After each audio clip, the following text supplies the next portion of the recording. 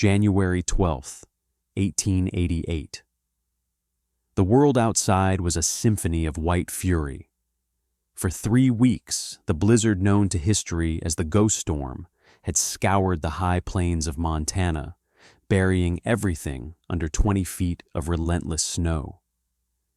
In the town of Starvation, huddled in the valley below, the last fires were dying.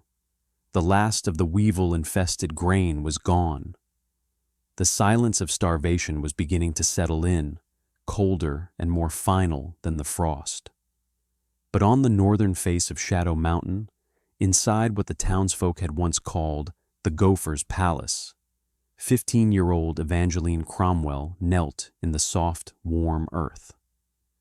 The air, humid and smelling of life, was a steady 55 degrees. Trickling water murmured nearby, steam rising from its geothermally heated surface. In the dim light filtering through a carefully constructed entranceway and reflecting off polished mica sheets, she gently harvested a handful of kale. Her gray mare, Misty, nickered softly from an adjoining cavern, her coat thick and healthy. Evangeline straightened up, her breath pluming not from cold, but from exertion. She was alone. She was in exile, and she was the only person for 100 miles who was not starving. It had begun 2 years earlier, in the deceptive warmth of a spring afternoon in 1886. Evangeline, then a gaunt 13-year-old, had been an orphan for 6 months, her geologist parents swallowed by the very mountain she now called home. Hunger was a constant, gnawing companion. She stood before Sterling's Emporium, the grandest building in Starvation, and her eyes fell upon a barrel of apples by the door. They were last season's fruit, shriveled and bruised, destined for the pigs. Her stomach twisted into a knot of desperate courage. Her small, dirt-caked hand darted out and closed around one soft apple. "Thief!" The voice was like a whip crack. Montgomery Sterling, the town's founder and richest man, stood on the boardwalk, his face a mask of indignation. He snatched the apple from her grasp. "Just like your vagrant parents, taking what isn't yours." She was dragged before Mayor Abernathy, a man whose spine was as soft as his belly. The town council, which consisted of Sterling and 2 of his cronies, sat in judgment in the mayor's dusty office. "What do you have to say for yourself, girl?" the mayor asked, avoiding her eyes. Evangeline's voice was small but steady. "I was hungry, sir. They were for the pigs." "Property is property," Sterling boomed, slamming his fist on the table. "We cannot have vagrancy and theft in a town called Starvation. It is an affront to God and progress. She has no family, no means. She is a burden." He paused, a cruel glimmer in his eye. "Her parents filed a claim on that worthless north slope of Shadow Mountain before they died. Let her have it. Let her go there and fend for herself. An exile for her crime." It was a death sentence disguised as a land grant. The north slope was a barren, windswept rock face, considered utterly useless. Mayor Abernathy wrung his hands. "Mr. Sterling, she's just a child." "A thieving child," Sterling corrected. "She claims her parents taught her things. Let's see what good their rock-hounding nonsense does her now." He turned to Evangeline. "You will take your parents' horse and their tools, and you will be gone by sunrise. If you are seen in this valley again, you will be sent to the territorial prison." Evangeline looked not at Sterling, but at the map on the wall. Her father's voice echoed in her memory, speaking of geological anomalies, of the earth's warm breath escaping in hidden places. "I can survive there," she said, a statement so quiet it was almost swallowed by the room's hostility. "My father showed me the signs. There's warmth in that mountain." Sterling let out a short, barking laugh. Warmth in the mountain. The girl's gone simple. So be it. Go find your warmth, little thief. The next morning, the entire town of Starvation seemed to have turned out to watch the exile of a 13-year-old girl. She packed her parents' meager belongings onto a sled hitched to Misty. The tools, the books, the carefully drawn maps, they were all she had left. As she led the mare out of town, the whispers followed her like biting flies. "Good riddance," muttered Thomas Brennan, the town's builder, a man who built tall, proud houses of pine that could be seen for miles. "The Gophers' palace, that's what she'll have," cackled another man. The name stuck. Montgomery Sterling stood on the porch of his emporium, a monument to his own success. He was spending a fortune, $4,000, to build a new, modern storehouse with thick timber walls and a cavernous cellar, a fortress of commerce that would secure his legacy. He watched Evangeline, a small figure leading a gray horse toward the desolate mountain, and felt a surge of righteous satisfaction. Tell us in the comments where you're watching from today. Whether you're in the mountains, the plains, or somewhere the wind howls just as fierce, these lessons of frontier wisdom are timeless. And if you haven't already, subscribe so you don't miss what happens when the crisis finally arrives. For the next 6 months, Evangeline worked with a singular, desperate focus. Using her father's detailed maps, she found the spot he had marked with a confident X, a shallow cave hidden behind a curtain of ancient junipers. And just as he had predicted, a faint, warm vapor, smelling of sulfur and damp earth, rose from a fissure at the back. This was the mountain's breath. Her work was brutal. With a pickaxe and shovel, she expanded the cave, following the main lava tube deeper into the mountain. Misty, her loyal companion, was her only help, dragging sleds loaded with rock and dirt out of the growing cavern. Evangeline was small, but her muscles hardened into steel. She learned the rhythms of the rock, where to pry, where to dig. She timbered the ceilings with scavenged logs, just as her father, who had briefly worked in a mine, had taught her. The cost was nothing but her own sweat and time. She found the source of the heat, a small steaming spring that bubbled up from deep within the earth before disappearing back into another fissure. This was the heart of her plan. With painstaking effort, she diverted a portion of the hot water into a shallow channel she carved along the wall, creating a source of both warmth and humidity. The main cavern was 50 feet long and 20 feet wide. She partitioned off a section for Misty, deep enough to be safe from the wind, but close enough to the entrance for ventilation. The final crucial element was light, as the cave entrance faced north, receiving no direct sun. But her mother, a keen-eyed naturalist, had taught her about reflection. On their claim, her parents had found deposits of mica. Evangeline spent weeks splitting the mineral into thin, shimmering sheets. She affixed these to the cave walls opposite the entrance, creating a series of dull mirrors. They didn't create light, but they gathered and amplified what little existed, casting a pale, ethereal glow over the interior. In the cavern floor, she built terraced garden beds, mixing the rich volcanic soil with guano from a nearby bat colony. She planted the heirloom seeds her mother had so carefully preserved: hardy kale, chard, potatoes, carrots, and spores for mushrooms that thrived in low light and humidity. Hunters passing on the high ridges would sometimes spot her, a small, solitary figure covered in dirt, and they'd bring back tales to Starvation. "That Cromwell girl is still up there," one would report at the general store, "digging like a badger, looks half wild.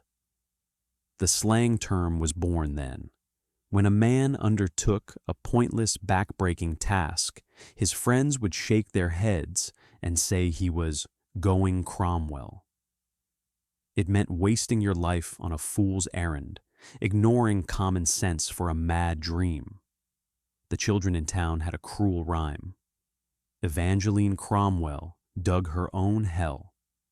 She heard it once, on a rare trip to the river at the base of the mountain, and never went back.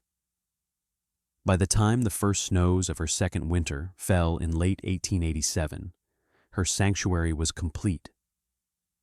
The world outside could freeze, but inside the gopher's palace, it was perpetually spring. The first tender green shoots were pushing through the soil. She felt a quiet, fierce joy. It wasn't a house, it was a system. It was life. The following autumn, in 1888, the signs began. Evangeline, now attuned to the mountain's every whisper, saw them clearly. The pikas, the tiny rock rabbits of the high country, were gathering winter grass with a frenzy she had never witnessed. The marmots went into hibernation a full month early. The wind that swept down from the north had a new, razor-sharp edge to it.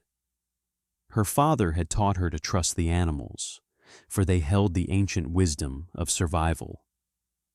She spent weeks hauling extra firewood to stack near the entrance, not for heat, but for cooking. She reinforced the hide flap that covered the cave mouth and double-checked the seals on her small store of dried meat. Down in Starvation, they were celebrating the greatest harvest in memory.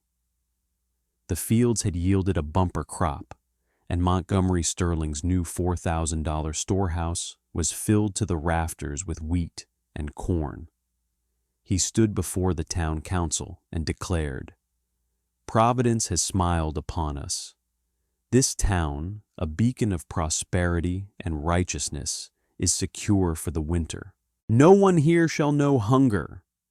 They toasted his foresight with whiskey, laughing at the memory of the foolish orphan girl who was probably already frozen solid in her mountain grave. On October 29th, 1888, the sky turned a strange, bruised purple. The air grew unnaturally still. Then it hit, the ghost storm. It came not as a gentle snowfall, but as a solid wall of white moving at 60 miles per hour. The temperature dropped 50 degrees in less than 60 minutes, from a balmy 40 degrees to 10 below zero. The town of Starvation was caught completely unprepared. The fine, proud houses built by Thomas Brennan, with their large windows and high ceilings, became ice boxes. The wind tore shingles from the roofs and shattered glass. Within days, the snow was so deep that it buried the houses to their eaves, blocking doors and chimneys. Roofs began to groan under the immense weight. The first one to go was the town hall, its grand clock tower collapsing with a sound that was swallowed by the storm. Sterling's magnificent new storehouse, his monument to pride, became his prison. The massive drifts sealed the doors shut. The wood, not properly cured in the rush to build, shrank in the intense cold, allowing fine, biting snow to blow through the cracks, contaminating the sacks of grain near the walls. In her mountain sanctuary, Evangeline was safe and warm. The storm howled outside, a distant, frustrated beast. The snow piled up, burying her entrance, but it acted as a perfect insulator. Inside, the air was still 55 degrees. She lit a small tallow lamp and checked her gardens. The kale was thriving. She milked the 2 goats she had managed to trade for with a passing trapper months before, their pen warm and secure in a side cavern near Misty's. She ate a simple meal of roasted potatoes and steamed chard, listening to the gentle drip of her indoor spring. She was not thriving in spite of the storm. She was thriving because her home was designed to embrace it. For 3 weeks, the storm raged. Then, an eerie silence fell. The sky cleared to a brilliant, merciless blue. But the ordeal was not over. The temperature outside remained at a steady 20 below zero. The snowpack was like iron. In Salvation, the desperation turned to horror. When a group of men finally managed to tunnel their way into Sterling's storehouse, they found disaster. The moisture from the infiltrating snow, combined with a latent weevil infestation from the harvest, had turned the grain into a foul, moldy slush.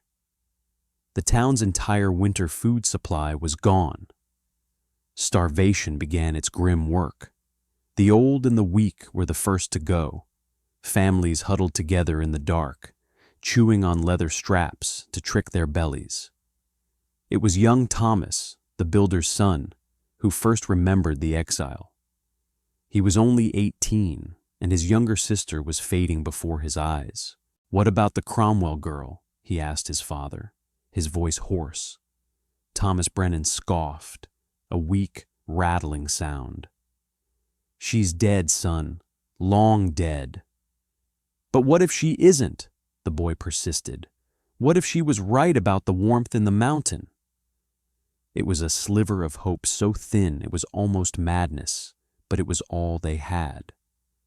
Thomas gathered 3 other young men, and they fashioned crude snowshoes from floorboards.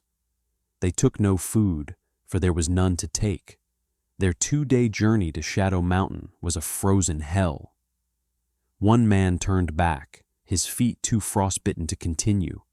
The other 2 collapsed 100 yards from the hidden cave entrance, their strength utterly spent.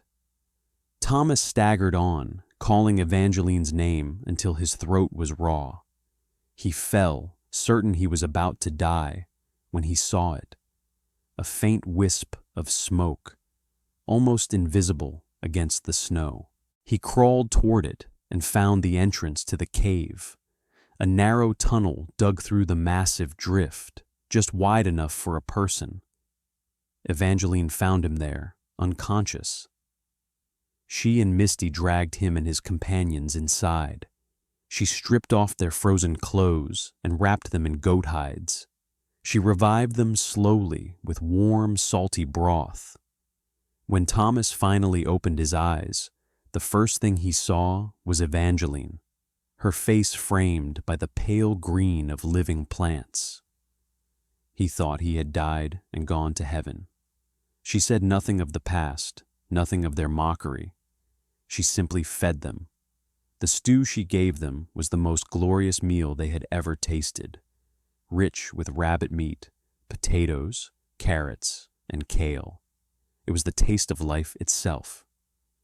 If this story has touched you, subscribe to Wild West Retribution. We bring you tales of frontier wisdom and vindication every week. Now back to the story. Thomas, revived and awestruck, made the journey back to Salvation.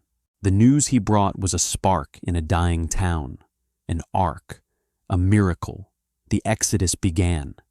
It was a terrible pilgrimage of desperate families, pulling children on makeshift sleds, stumbling through the deep snow. Evangeline's cave became a refugee camp. First 1 family, then 5, then 20. She took them all in. The Gophers' palace, the source of so much ridicule, became the only sanctuary. She was no longer a girl, she was a leader. She organized them with quiet authority. She rationed her stored food with meticulous fairness. She taught the women and older children how to harvest the greens without damaging the plants, how to cultivate the mushroom beds. The men, humbled and weak, followed the instructions of the child they had cast out. She showed them how to set snares for the snowshoe hares that lived near the warm vents outside, and how to fish in the one section of the river below that never froze solid, thanks to the same geothermal activity that warmed her home. There was no mention of the past. There was only survival. When the great thaw finally came in late March, the survivors emerged from the mountain into a world of ruin. They walked down to Starvation and surveyed the devastation. Nearly 40 people, a third of the town, had perished. The livestock was gone, the buildings were shattered. It was not a town, but a graveyard with roofs. A week later, what was left of the community gathered in the shell of the ruined church. Montgomery Sterling, his expensive suit hanging on his skeletal frame, walked to the front. He did not look at the preacher or the mayor. He looked directly at Evangeline Cromwell. His voice, once a confident boom, was a raw, broken whisper. "I called you a fool. I was the fool." He took a ragged breath, the shame of it heavy in the air. "We all laughed. We called your home a grave. It became our ark. I built my storehouse with pride, a monument to myself. It cost $4,000, and it became a tomb for our food. You built your home with wisdom, and it sheltered us all." He looked around at the gaunt faces of his neighbors, then back to the young woman who had saved them.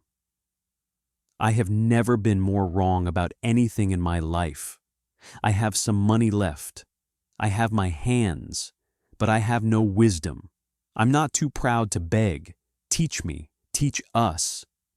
Mayor Abernathy, weeping openly, echoed the plea. The entire town looked at her, their eyes filled with a desperate, humbling hope.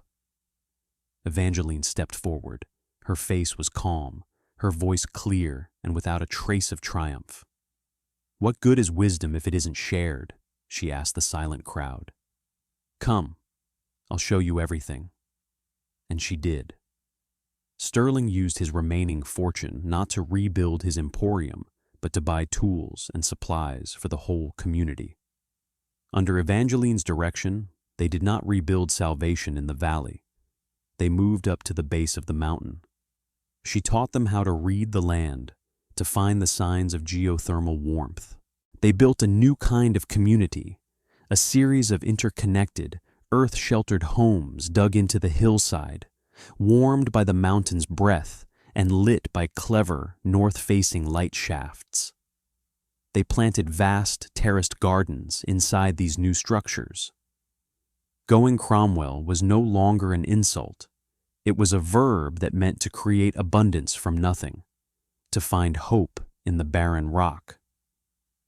Evangeline never married, but she adopted 3 children who had been orphaned by the ghost storm. She became the quiet, undisputed leader of the community, revered not for wealth or power, but for a wisdom that ran as deep as the earth itself. She lived to be 78, dying peacefully in her sleep in the simple, warm home she had built next to her original cave. The entire town and people from settlements hundreds of miles away attended her funeral. In the spring of 1890, the territorial government officially sanctioned the settlement's request. The town of Starvation, with its painful memories of pride and ruin, was wiped from the maps. In its place, a new name appeared: Cromwell's Crossing. It was the highest honor they could bestow. The original cave, the Gopher's Palace that became an ark, was preserved, a permanent museum to her foresight.